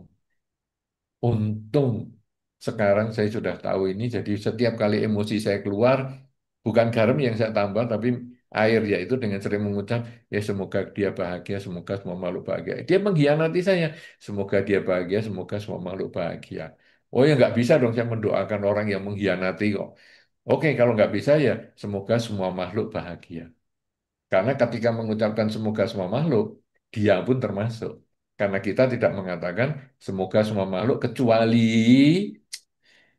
dia itu bahagia, tidak. Saya tidak bisa ngomong semoga dia bahagia. Oke. Kalau gitu saya ngulang semoga semua makhluk bahagia, semoga semua makhluk bahagia. Nah, dengan cara itu nanti lama-lama akhirnya ketika kita kepikir orang yang mengkhianati itu, ah sudahlah terserah kamu mau apa. Nah, kita sudah mulai berubah. Apalagi kalau mungkin kita keluar dari lingkungan itu. Ibaratnya tadi kalau ceritanya buku yang terkena tinta, ya jangan kita malah berada di lingkungan yang tertetes-tetes tinta itu. Ya kita berusaha cegah hal itu. Itu kan lingkungan tuh yang netesin tinta. Ya sekarang kita berusaha menghindar, mengurangi komunikasi dan lain sebagainya. Sehingga tinta yang sudah kita terima ini ya sudah. Tetapi sisa halaman yang masih bisa ditulis ya untuk tulis, untuk membuat hal-hal yang kita bermanfaat, yaitu misalnya kebajikan-kebajikan itu. Ya, jadi kita jangan menyesal dengan kebajikan ini dan kemudian bisa nggak bisa diputus nggak? Sebetulnya bisa. Memutus kelahiran kembali. Jadi itu bukan bukan karena karma baik dan karma buruknya nol. Seperti pembukuan, debit kredit nol. Bukan. Pemutusan karma buruk, bahkan pemutusan kelahiran kembali, itu adalah mengkondisikan karma buruk, karma baik tidak berbuah. Itu ibaratnya seperti biji jagung yang potensi tumbuhnya masih besar. Kita letakkan di tanah, dia pasti tumbuh. Dalam seminggu diletakkan di tempat yang lembab, dia pasti tumbuh. Tetapi biji yang sama ini kita letakkan di meja kaca. Karena medianya tidak mendukung, maka biji jagung yang potensi tumbuhnya ini maksimal, dia nggak bisa hidup. Inilah prinsip pencapaian kesucian, pemutusan karma. Apa itu? Yaitu menyadari hidup adalah saat ini. Tadi kita pernah hidup, tapi sudah nggak hidup, jadikan masa lalu sebagai pelajaran. Yang baik tingkatkan saat ini, yang buruk perbaiki saat ini. Nanti akan hidup, tapi belum tentu hidup. Jadikan tujuan hidup ini yang baik kita mulai sekarang, yang buruk kita hindari mulai sekarang. Jadi saat ini untuk memperbaiki masa lalu, untuk membangun masa depan. Nah, setiap kali orang selalu sadar hidup saat ini dimulai dengan meditasi, membiasakan saat ini saya sedang apa? Sedang narik nafas, mengeluarkan nafas, sedang melangkah, sedang menulis, sedang membaca, sedang mendengar, sedang berbicara, terus disadari setiap saat, maka kita bisa membebaskan diri, memutuskan dari buah karma, baik maupun buruk. Kalau sudah begitu, hidup menjadi lebih tenang seimbang.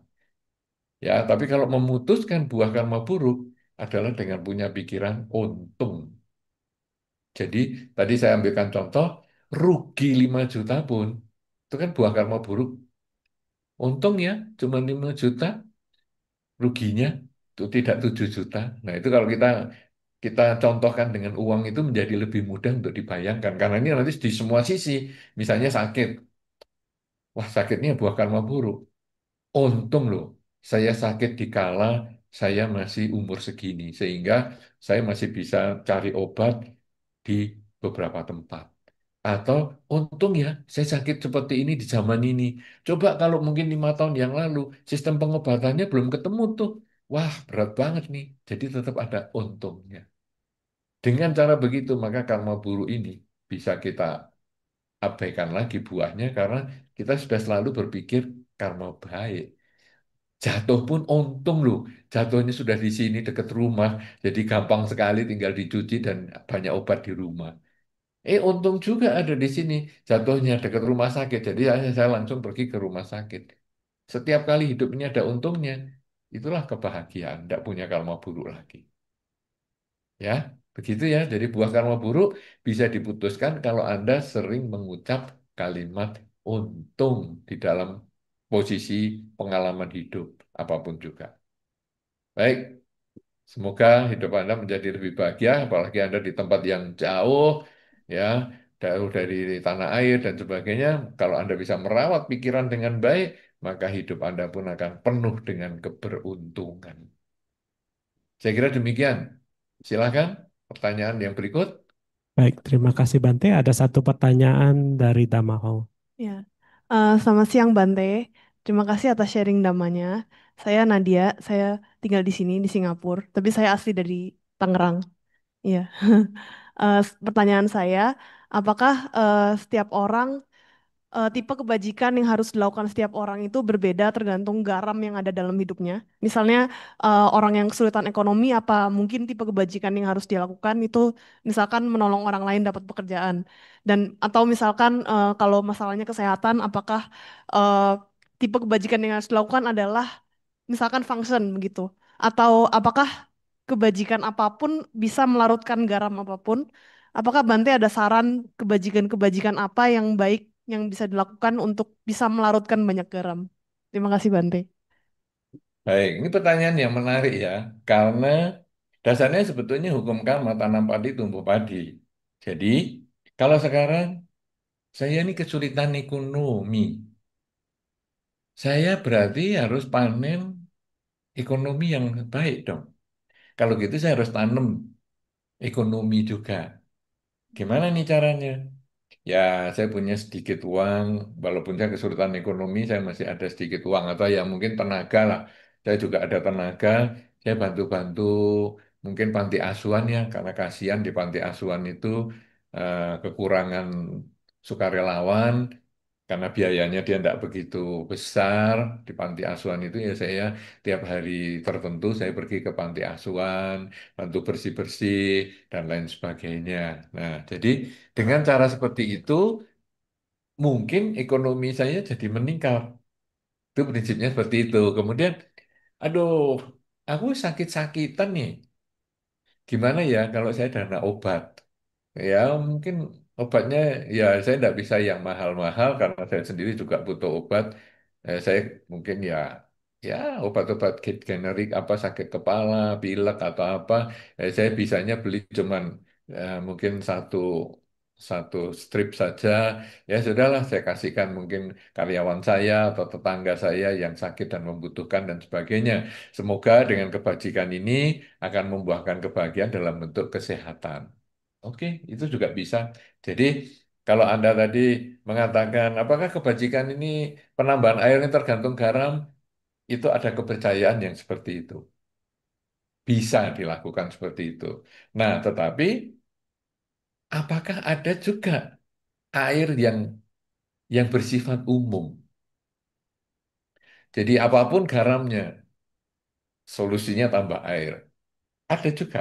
Dan sebetulnya di dalam Dhamma ini juga ada. Jadi kalau tadi adalah interpretasi bahwa sesuai dengan benih yang ditabur itulah buah yang akan dipanen. Karena saya kesulitan ekonomi, saya tanam ekonomi. Ketika saya kesulitan kesehatan, maka saya tanam kesehatan dan seterusnya dan seterusnya.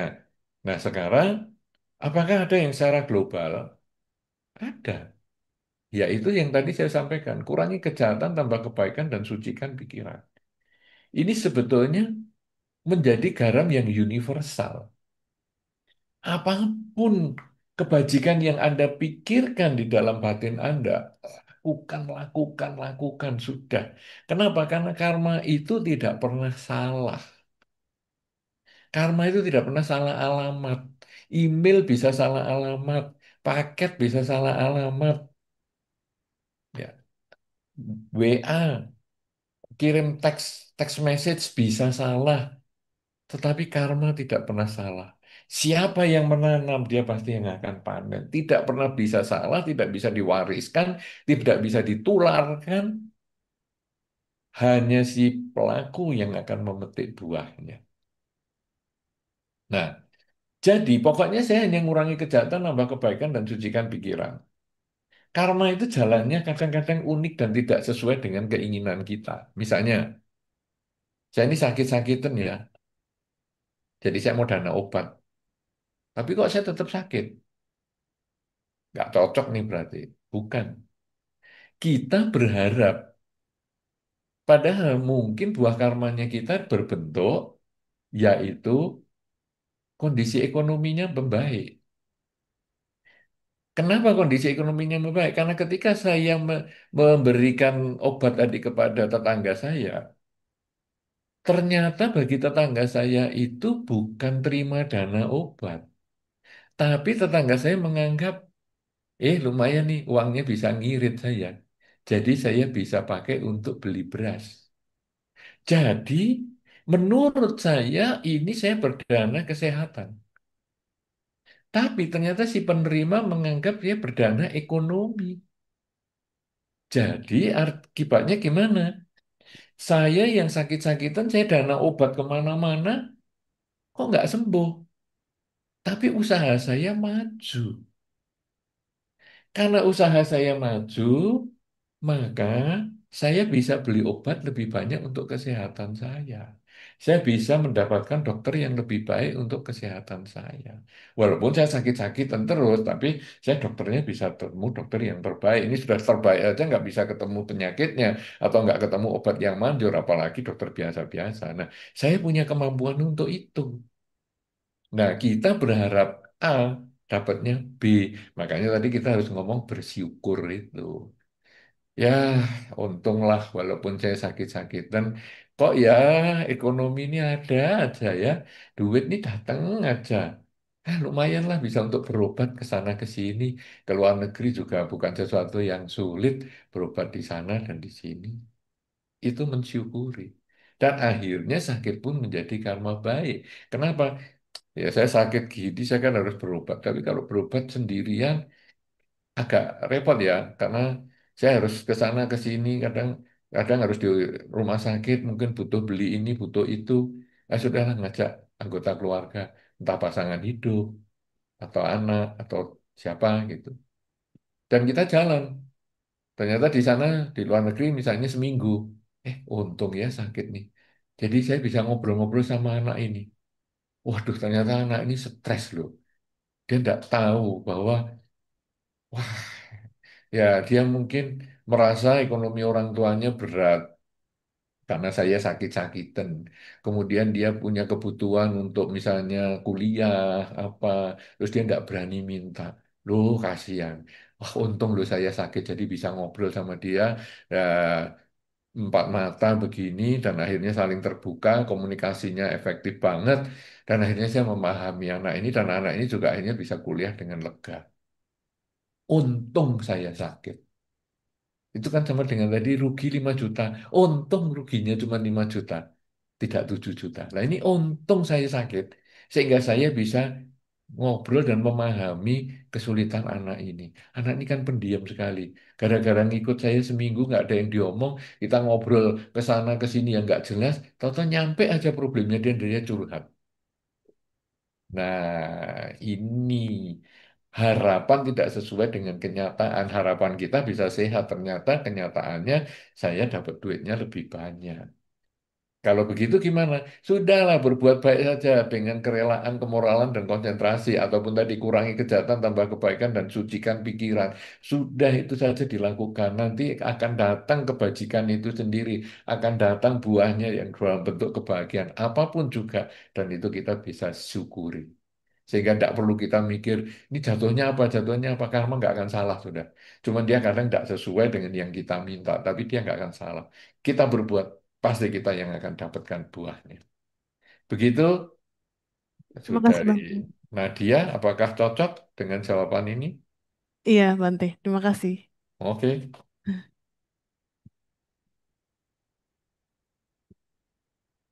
Ya, ada lagi masih? ya Bante, masih ada pertanyaan dari YouTube Bante. Ini pertanyaan dari Liliana. Namo Buddhaya. Bagaimana pandangan Buddhis mengenai pemakaian amulet atau gelang batu yang katanya bisa membuat perlindungan? Kadang di pasaran amulet atau gelang batu itu dijual dengan harga yang tinggi. Semakin mahal, semakin kuat amulet atau gelangnya, atau hanya untuk pengaruh psikologis dan sugesti biar percaya diri. Iya, mana ya? Itu dulu ada cerita. Jadi ada orang yang takut masuk hutan karena dia penakut sekali. Dia takut masuk hutan, kemudian dia pergi ke salah satu orang pandai. Dia masuk hutan ini karena bagian dari ujian ya. Dia ikut pencinta alam.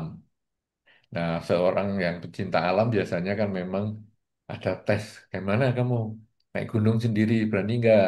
Masuk hutan sendiri, berani nggak? Sebetulnya takut nih, saya takut. Tapi saya pergi ke orang yang saya katakan orang pinter lah. Lalu saya ngomong sama orang pinter itu. Menyebut orang pinter berarti kita tidak pinter ya. Jadi, itu ada orang pinter loh. Karena kita menyebut itu berarti kita sebetulnya kan nggak pinter. Nah, jadi tolong dong, saya mau masuk hutan. Ini sarana ujian. Saya kalau nggak mengikut ini, nanti keanggotaan saya di pecinta alam saya bisa dibatalkan. Padahal saya suka. Ya, saya suka rombongan sama teman-teman camping lah, apalah dan seterusnya. Lalu oleh orang yang pinter itu dikasih jimat. Jadi sebentar ya, saya buatkan jimat. Kemudian dia masuk, dibikinkan jimat, lalu dimasukkan ke dalam sampul tertutup, dirapi ya, dilakban dan sebagainya, kemudian dikasihkan orang itu, atau kasihkan saya tadi. Sudah, ini, kemudian saya terima. Wah, ini jimat nih. Dan orang pintar itu mengatakan, ini harus kamu bawa terus ya.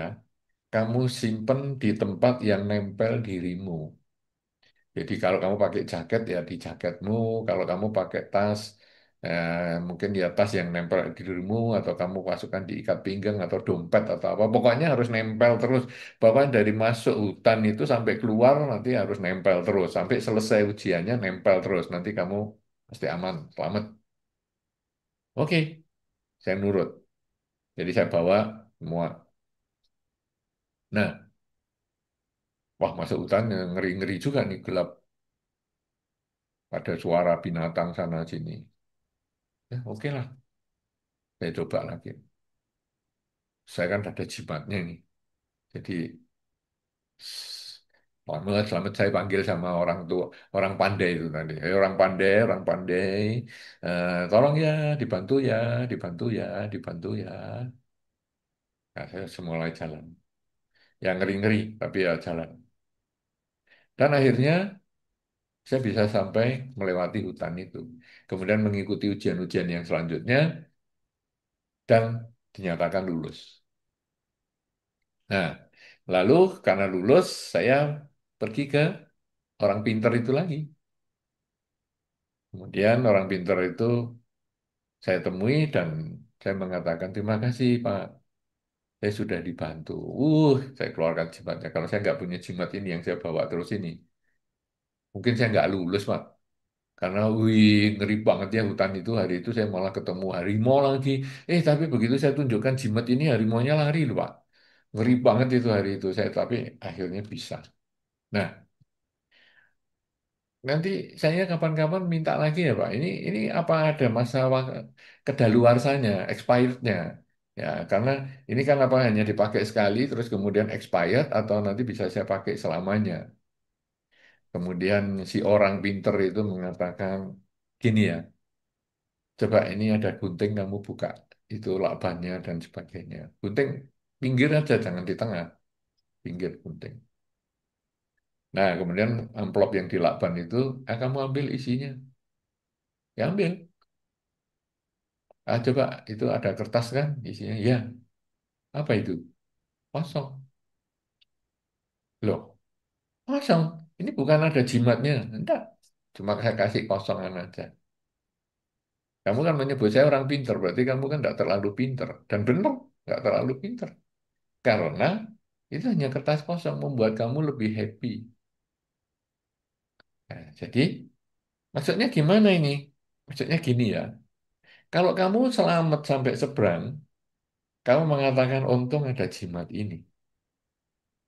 Tapi kalau kamu sampai misalnya digigit binatang tertentu, tadi katanya ada harimau, kamu juga akan bisa mengatakan untung ada jimat ini. Jadi cuman digigit harimau, tangan saya nggak dimakan harimau. Jadi tetap ada untungnya. Konsep untung ini yang tertanam di dalam pikiranmu karena jimat. Nah, jadi gimana ini? Masalah pertanyaan ini untuk perlindungan ini. Ya, Anda, saya tidak penggemar amulet, saya tidak bisa menjawab amulet ini gunanya untuk apa. Karena ada penggemarnya juga, ada peminatnya juga, ada yang seneng mahal. Oh, mahal pasti amuletnya manjur, murah dikasih gratis amuletnya nggak manjur. Ya itu terserah. Bagi Anda yang seneng dengan amulet ya silahkan jalani. Bagi Anda yang mau merenungkan ya renungkanlah kisah saya tadi. Mudah-mudahan ini bisa memberikan manfaat untuk saudari Liliana. Terima kasih. Ya, baik, terima kasih Bante. Kayaknya kita masih ada dua pertanyaan lagi Bante. Apa boleh kita lanjut Bante? Silakan. Ya, baik. Jadi atau kalau masih ada pertanyaan di Dhamma Hall, silakan angkat tangan ya. Kalau tidak, saya bacakan pertanyaan yang sudah masuk dari YouTube. Ya, pertanyaan dari YouTube, Namo Buddhaya Bante. Nama saya Linda dari Singapura. Saya sedang mengalami lingkungan kerja yang toksik dan manajer yang over micromanaging selama 1 tahun lebih. Saya sudah berusaha semaksimal mungkin dan sering mengucapkan semoga mereka berbahagia. Namun masih saja saya dibully dan bahkan diberikan warning letter karena hanya work performance yang menurut saya tidak masuk di akal. Pertanyaan saya, apakah ini ada hubungan karma saya di kehidupan lampau dan berhubungan dengan topik Can we challenge fate? Apakah keputusan saya untuk melepaskan pekerjaan atau resign dan pindah kerja itu tindakan lebih baik? Baik. Ya, memang lingkungan ini kadang kita ketemu yang toksik itu ya. Suasana kerja yang tidak nyaman. Tapi tadi di pembabaran di awal saya sudah sampaikan di pengantar bahwa kalau orang tua, keluarga, kadang kita tidak bisa pilih ya. Karena saya lahir di keluarga ini, gimana lagi saya milih paman saya yang itu, kakek nenek saya yang itu, sepupu saya yang ini. Saya nggak bisa pilih nih. Itu benar-benar ya karena yang melahirkan sudah nggak bisa pilihan. Tapi kalau pekerjaan, sebetulnya kita bisa memilih. Jadi kalau cocok ya kita kerja di situ. Kalau nggak cocok, kalau ada kesempatan ya kita pindah. Ini pada prinsipnya seperti itu. Jadi sekarang Anda sudah usaha dengan baik sekali ya dalam 1 tahun sering mengucapkan semoga mereka bahagia itu bagus banget. Jangan karena marah dan benci mengharap orang lain celaka. Ya, itu itu kalau kita nggak ngati-ngati, Anda penggemar film kemudian drama Korea, drama Mandarin, drama India, drama-drama apa saja ya, drama-drama dari versi Barat dan lain sebagainya, serial itu misalnya. Kalau kita nggak ngati-ngati, kita bisa loh timbul pikiran tidak baik waktu nonton. Misalnya dia 40 seri, ada tokoh antagonis atau penjahatnya. Yang 40 seri itu biasanya tokoh antagonis itu sampai ke 39,5 itu biasanya masih jahat terus. Itu kalau sepanjang kita nonton 39 seri atau 39,5 seri itu, kita punya pikiran buruk. Ini orangnya kok jahat sekali ya. Selalu ganggu terus dasar ini. Itu sebetulnya kita sudah menanam karma buruk. Jadi sepanjang nonton itu 49 seri kan banyak sekali. Itu kita bikin karma buruk. Dan karena ini 49,5, jadi setengah kemudian di seri 40, tokoh antagonis ini mengalami penderitaan, katakanlah kecelakaan. Wah, hati-hati, kita bisa seleng loh. Ih, rasain tuh. Akhirnya kena juga kan kecelakaan atau ditembak polisi mati dah dia sekarang. Apa yang terjadi di dalam pikiran kita? Kita berbahagia di atas penderitaan makhluk lain. Padahal di dalam Karaniamita sudah disebutkan, jangan karena marah dan benci mengharap orang lain celaka. Hanya nonton kita mengharap orang lain celaka. Rasain tuh berbahagia di atas penderitaan makhluk lain. Hanya karena nonton. Nah, Anda ngedepi sungguhan orang yang toksik di lingkungan Anda, membuli Anda. Dan Anda bisa berusaha, semoga dia bahagia, semoga mereka bahagia, semoga semua makhluk bahagia. Wah, bagus. Kebencian akan selesai dengan cinta kasih. Dan Anda harus praktekkan. Tapi masih terus-terusan nih gimana ini? Nah ini kan sama dengan tadi pertanyaannya. Lah sudah berbuat baik terus gimana ya? Masa ya tidak ada berhentinya ini? Nah sekarang Anda fokusnya di mana dalam kerja itu? Kalau Anda fokusnya pada gaji, gaji di tempat kerja yang ini adalah yang paling bagus. Cuek, saya fokus pada tujuan yaitu ekonomi mandiri. Nah, kemandirian ekonomi ya sudah, pokoknya ini. Nanti kalau saya sudah mandiri ekonominya, saya bisa keluar dari sini. Tapi kalau gajinya di situ tidak terlalu bagus-bagus banget dengan tekanan yang demikian besar, tahan, cari kerja di tempat lain. Sudah dapat, pindah. Atau yang di sana yang kurang lebih sama, ya sudah. Tapi juga terus kita perbaiki pola pikir kita. Jadi apakah saya bisa melepas pekerjaan? Bisa. Apakah itu bijaksana? Kalau memang kita sudah punya tempat yang lain yang kurang lebih sama atau bisa lebih nilainya, dan kita membayangkan tempat itu mungkin lebih nyaman, silahkan pindah. Kan kita tidak mau seperti tadi kan, buku yang ketetesan tinta terus kita malah tempelkan. Terus, lah ini kok tintanya belum rata ya? Coba ini diratakan lagi, ini masih ada putih-putihnya. Ini baru berapa lembar? Baru 3 lembar yang bocor. Bisa nggak ya sampai semua? Itu kan itu kan bikin penderitaan untuk diri kita. Ini kok garamnya cuman asin-asin gini ya, bisa nggak ditambah garam lagi?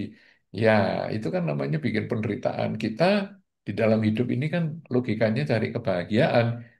Jadi, kalau di sini sudah menderita, kita cari alternatif. Tapi kalau gajinya ini yang paling tinggi karena kita misalnya orientasinya pada gaji, gaji tertinggi tahan dulu lah. Pokoknya saya mandiri ekonomi, sudah nanti saya keluar. Tapi kalau gajinya biasa-biasa, udah. Atau tujuan saya adalah ngetes batin saya, punya kekuatan atau enggak, latihan spiritual saya mantap atau enggak, lanjut di tempat ini. Gaji biasa-biasa di tempat lain juga sama, tapi latihan spiritual di sini paling hebat. Saya dibully, saya dimaki, dapat SP, surat peringatan misalnya, enggak ada salah apa-apa, dapat surat peringatan. Oke lah, saya coba. Bisa nggak saya kendalikan? Wah, itu kalau Anda menjadikan itu sebagai lahan untuk latihan kesabaran, ya silakan di situ. Tapi kalau Anda merasa, untuk apa latihan kesabaran? Saya sendiri aja sudah stres malah ngurusi latihan kesabaran. Udah, saya mau pindah saja. pindah asal tidak karena emosi, jadi memang sudah ada alternatif, silakan. Tapi kalau enggak, Anda melepas ini karena emosi Anda, dan akhirnya Anda ekonomi menjadi kacau, lebih baik tahan dulu karena masih ada penghasilan yang cukup dulu. Sampai nanti ketemu alternatif pengganti. Ya mudah-mudahan nanti hal ini bisa Anda selesaikan dengan baik, dengan bijaksana, sehingga Anda ya bahagia menyelesaikannya, dan mungkin lingkungan Anda juga bahagia juga dengan penyelesaian Anda.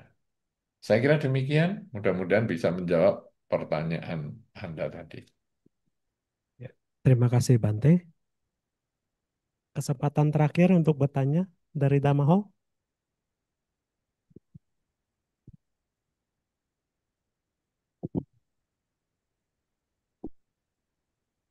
Selamat siang Bante. Saya ada pertanyaan lagi. Eh, Pertanyaannya mungkin agak sedikit berkaitan sama yang tadi jimat perlindungan itu, tapi sedikit beda. Jadi saya pernah dengar ada kenalan yang eh, mau sesuatu. Waktu itu dia susah susah punya anak. Terus dia sembayang ke tempat tertentu di Thailand di mana, dan akhirnya benar dapat anak. Jadi pertanyaan saya, apakah eh, sembayang di tempat-tempat tertentu itu juga bisa membantu untuk mengubah fate, em, supaya kita bisa mendapatkan apa yang kita mau. Apakah itu benar atau atau jawabannya sama seperti yang jimat tadi? Terima kasih, Bante. Baik, ya begini kan, orang ini kan sulit punya anak, kemudian ke sana bisa punya anak. Coba dibagikan kepada semua orang yang sulit punya anak. Kalau ke sana semua punya anak semua enggak? Kalau ke sana semua yang sulit punya anak ada 20 orang, 20 pasangan itu sulit punya anak dan ke sana semua dan punya anak semua. Berarti tempat itu memang mantap. Tapi kalau 20 orang yang kena cuma satu, berarti karma baiknya yang matang. Nah, gimana sih sebetulnya prosesnya? Itu juga sama dengan misalnya, eh, setelah saya bacakan parita, dia sembuh loh. Dulu sakit-sakitan, saya bacakan parita sembuh. Kalau 50 orang yang sakit kemudian dibacakan parita sembuh semua, paritanya mantap. Tapi kalau 50 orang yang dibacakan parita satu yang sembuh, itu karena karma baiknya yang matang. Jadi gimana ini maksudnya? Ada orang tertentu itu sebetulnya punya karma baik yang sudah mau matang. Atau mungkin sederhananya gini, saya saya nggak tahu sekarang caranya ini apa masih dipakai. Kalau dulu zaman saya masih agak muda, itu kalau kita punya mangga atau pisang yang mestinya matang 1 minggu lagi, itu kalau kita proses dengan misalnya dikasih karbit, jadi karbit itu kan panas, dipanasi secara kimiawi begitu, itu nanti mangga atau pisang itu langsung kelihatan seperti matang dan siap dijual. Kan kalau dibawa dari desa kan mangga dan pisangnya itu masih setengah mentah. Jadi mangganya itu sudah ada kemerah-merahannya dikit terus dikasih istilahnya karbit itu tadi, akhirnya dia mangganya matang. Pisangnya juga gitu, agak hijau ke kuning-kuningan, begitu dikarbit dia langsung kuning semua siap dijual. Nah, sekarang kalau mangganya itu masih kecil, dikarbit nggak bisa. Pisangnya masih kecil, dikarbit nggak bisa. Jadi karbit itu bisa mematangkan kalau kondisinya mendukung. Nah, jadi orang yang datang ke tempat itu bukan berarti tempat itu tidak ada gunanya. Ini ya mungkin ada, ini mungkin bisa dijawab seperti amulet nanti ya. Jadi jawaban saya tentang ini bisa untuk memberikan sedikit gambaran tentang amulet tadi. Jadi orang ini, pasangan ini mungkin sudah punya modal karma buruk, karma baik yang akan matang 2 bulan lagi. Jadi kalau dia berusaha biasa-biasa saja 2 bulan lagi bisa. Kemudian dia sembahyang ke satu tempat tertentu atau dia menggunakan amulet tertentu. Sembahyang di tempat tertentu ini mempunyai satu kekuatan seperti karbit tadi. Jadi kalau buahnya modal karma baiknya itu sudah mau matang seperti mangga yang sudah kemerahan, di karbit ini dia langsung berhasil sesuai dengan keinginannya. Misalnya mau mempunyai anak itu. Tapi kalau yang datang itu pasangan yang karma baiknya masih kurang, seperti mangga ya masih terlalu kecil, masih hijau, masih belum tumbuh dan sebagainya, dikarbit, nggak ada gunanya. Jadi bukan tempatnya yang nggak manjur, atau bukan amuletnya yang nggak manjur, tetapi tidak cocok dengan buah karma, potensi buah karma yang dia miliki. Itu doa juga sama. Jadi didoain baca parita sembuh. Karena karma baiknya itu sudah memang waktunya mau matang, misalnya seminggu lagi, 2 minggu lagi, dipercepat dengan doa ini. Langsung dalam 3 hari sembuh. Tapi kalau karma baiknya itu mau matangnya masih 3 tahun lagi, didoain sampai berbusa-busa di zaman ini, tidak bisa. Nanti di waktu 3 tahun lagi, baru sembuh.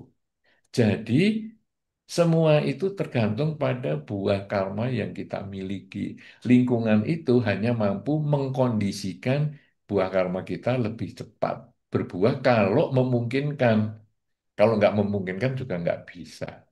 Nah ini maksudnya jadi memang bisa kalau karmanya mendukung sembahyang atau punya amulet tertentu sehingga kita bisa selamat dan sebagainya. Termasuk tadi yang saya dikasih amplop itu misalnya, itu karena karma baiknya mendukung saya bisa lewati hutan dengan baik.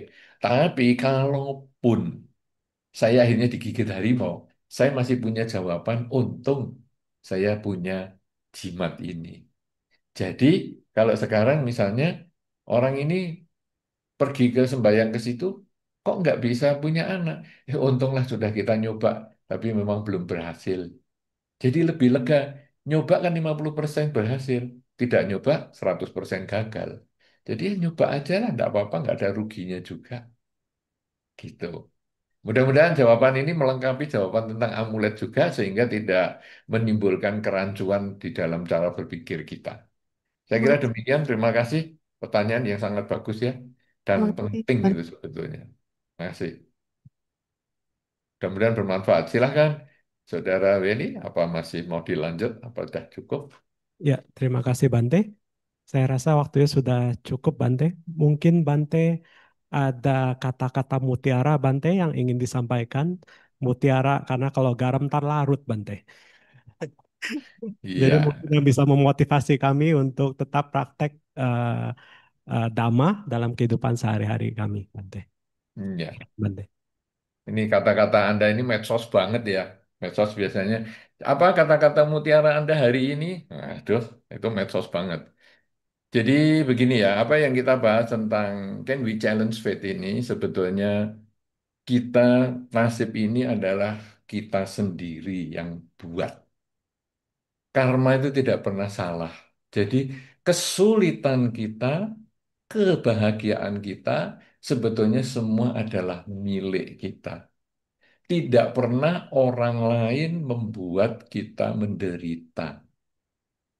Ini yang perlu diingat. Jadi tidak pernah lingkungan membuat kita menderita, tetapi kita mengizinkan penderitaan itu datang karena pikiran kita. Orang lain membuat kita menderita karena pikiran kita berharap. Kita terlalu mengharapkan orang itu melakukan sesuatu di luar kemampuannya dia.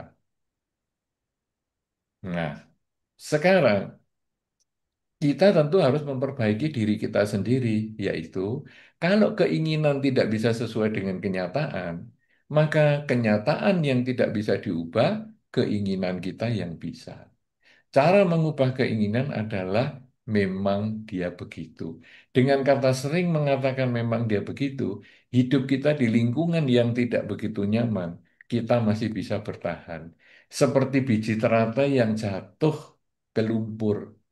Dia tidak perlu menyesali jatuhnya di lumpur itu. Duh, kok aku jatuh di lumpur? Kan kotor sekali ini. Enggak.